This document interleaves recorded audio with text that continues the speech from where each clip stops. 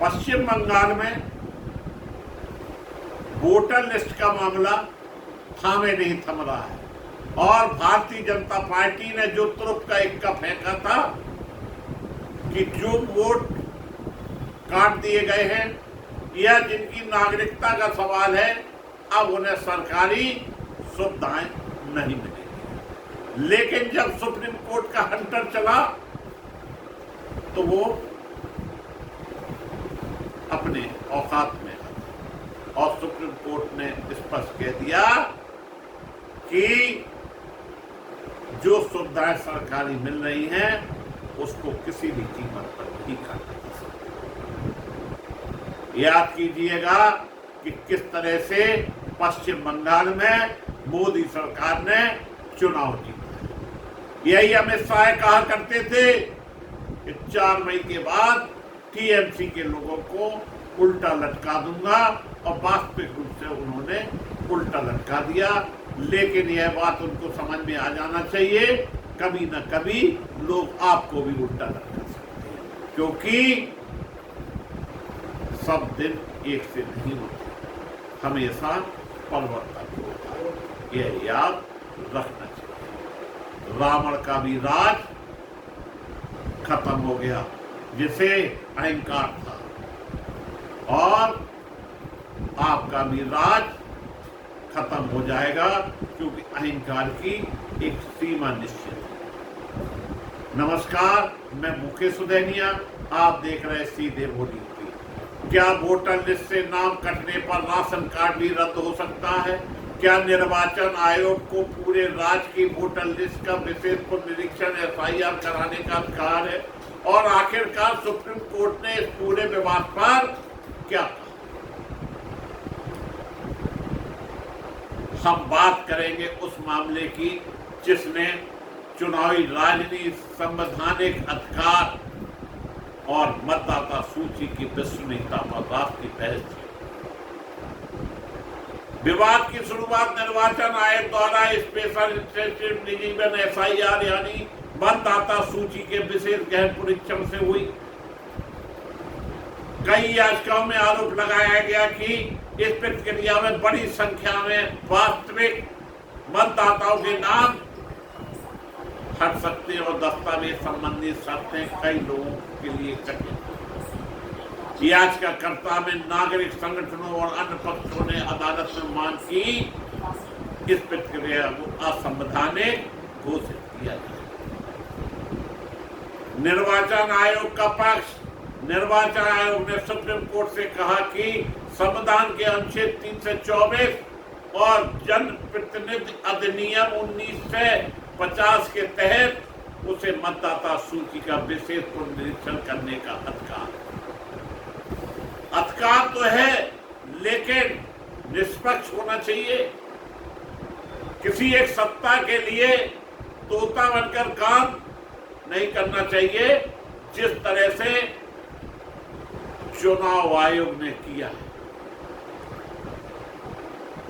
क्योंकि जिस तरह से महाराष्ट्र, हरियाणा, बिहार, पश्चिम बंगाल जीते हैं, सभी को पता है किस तरह से। उद्देश्य केवल यह सुनिश्चित करना है कि मतदाता सूची में मृत, डुप्लीकेट या स्थानांतरित लोगों के नाम हटें और केवल पात्र नागरिक ही सूची में रहें। आयोग का कहना है कि लंबे समय बाद व्यापक पुनरीक्षण आवश्यक था ताकि चुनाव निष्पक्ष और पारदर्शी बने रहे। दोस्तों, आपको लगता है कि निष्पक्ष चुनाव हो रहे हैं देश में? अगर निष्पक्ष चुनाव हो रहे होते तो जब मोदी सरकार पूर्ण बहुमत में थी तो उन्होंने सुप्रीम कोर्ट के आदेश को भी दरकिनार कर दिया। Chief justice of supreme court जो चुनाव आयोग के लिए पैनल में रखे गए थे कि उनकी देखरेख में चुनाव आयुक्त का सिलेक्शन होगा, लेकिन मोदी सरकार अच्छी तरह से जानती थी कि चुनाव आयुक्त का सिलेक्शन अगर सुप्रीम कोर्ट के चीफ जस्टिस, एक विपक्ष और एक हमारे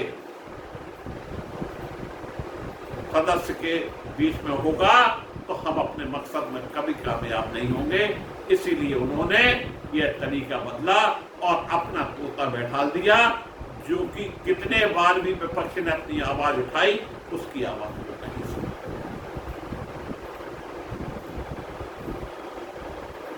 यही वजह से लोगों को आप अपनी बात कहना। आयोग का कहना था कि लंबे समय बाद जो कुछ हुआ है और निष्पक्ष की बात कही गई, लेकिन जो विपक्ष आरोप लगा रहे हैं उसमें निष्पक्षता कहीं नहीं है। दस्तावेजों की शर्तों से गरीब, प्रवासी और कमजोर वर्ग प्रभावित हो सकते हैं। बड़े पैमाने पर वास्तविक मतदाता सूची से बाहर होने का खतरा। निर्वाचन आयोग नागरिकता तय करने वाली संस्था नहीं है, इसलिए नागरिकता जैसी जांच उनकी सीमाओं से बाहर। कई लोगों को पर्याप्त अवसर दिए बिना नाम हटाए जाने की आशंका जताई गई। सुप्रीम कोर्ट ने जो कहा, मुख्य न्यायाधीश सूर्यकांत और न्यायमूर्ति जय माल्या बांची की पीठ ने मई 2026 में महत्वपूर्ण फैसला सुनाया। अदालत ने कहा निर्वाचन आयोग को विशेष गैर परीक्षण SIR करने का अधिकार है। यह प्रक्रिया संविधान और कानून के अनुरूप है। मतदाता सूची की शुद्धता, स्वतंत्रता और निष्पक्ष चुनाव महत्वपूर्ण आधार है। जबकि दोस्तों पश्चिम बंगाल से यह मामला उठा है और मुख्य रूप से यह बात पश्चिम बंगाल पर ही लागू हो रही है। पश्चिम बंगाल चुनाव के दौरान मतदाता सूची से नाम हटाने को लेकर बड़ी संख्या में अपील दायर हुई थी। सुप्रीम कोर्ट ने निर्देश दिया था कि जिन मामलों में अपीली प्राधिकरण समय पर निर्णय दे दे, उन मतदाताओं के नाम पूरक सूची में जोड़कर उन्हें मतदान का अवसर मिले, लेकिन नहीं मिला। ध्यान देने वाली यह बात है कि 90 लाख नाम हटाने यानी 63% हिंदू, 34% मुस्लिम मतदाताओं के नाम हटाने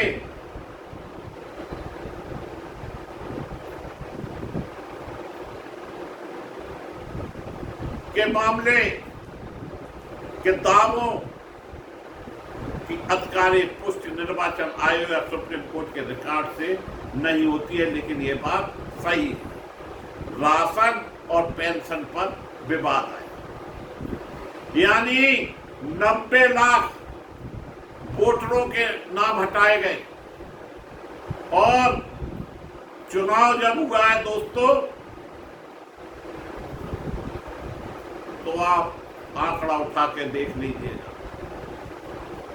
कि 3 करोड़ 60 लाख वोट टीएमसी को मिले और 3 करोड़ 90 लाख वोट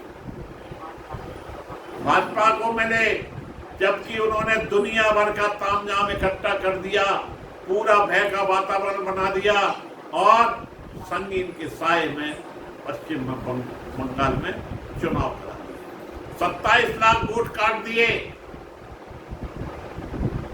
मामला सुप्रीम कोर्ट में भी पहुंचा, लेकिन कुछ नहीं हुआ। ये सब मामले चलने के बाद जो नई चाल पश्चिम बंगाल में चली गई कि अब राशन सबसे उनको बाहर कर दिया जाए, जिन्हें सुविधा मिलना, इस पर सुप्रीम कोर्ट ने कहा ऐसा नहीं हो। हाल के दिनों में सुप्रीम कोर्ट ने एक याचिका दाखिल की गई जिसमें आरोप लगाया है कि मतदाता सूची से नाम हटाने के आधार पर पश्चिम बंगाल के कुछ लोगों के राशन कार्ड रद्द किए जाए। लेकिन सुप्रीम कोर्ट ने इस याचिका पर सीधे हस्तक्षेप करने से इनकार करते हुए याचिकाकर्ता को पहले संबंधित हाई कोर्ट जाने को कहा। अदालत ने इस मुद्दे के गुण दोष पर कोई अंतिम फैसला नहीं दिया। SIR को लेकर राजनीतिक विवाद अभी समाप्त नहीं हुआ है। विपक्षी दल लगातार पारदर्शिता, मतदाताओं के अधिकारों का मुद्दा उठा रहे हैं, जबकि निर्वाचन आयोग का कहना है कि उनका उद्देश्य केवल मतदाता सूची शुद्ध और विश्वसनीय बनाना है। यह मामला केवल वोटर लिस्ट तक नहीं बल्कि लोकतंत्र की बुनियाद पर है। एक और निर्वाचन आयोग कहता है कि शुद्ध मतदाता सूची निष्पक्ष चुनाव की शर्त है। दूसरी ओर याचिकाकर्ता का कहना है कि किसी भी प्रक्रिया में बात मतदाता का अधिकार प्रभावित नहीं होना चाहिए। अब आने वाले महीनों में विभिन्न उच्च न्यायालयों में निर्वाचन आयोग की आगे की कार्रवाई पर सबकी निगाहें रहेंगी। इसी के साथ मैं अपनी बात को समाप्त करता हूँ। आप सभी को बहुत बहुत धन्यवाद।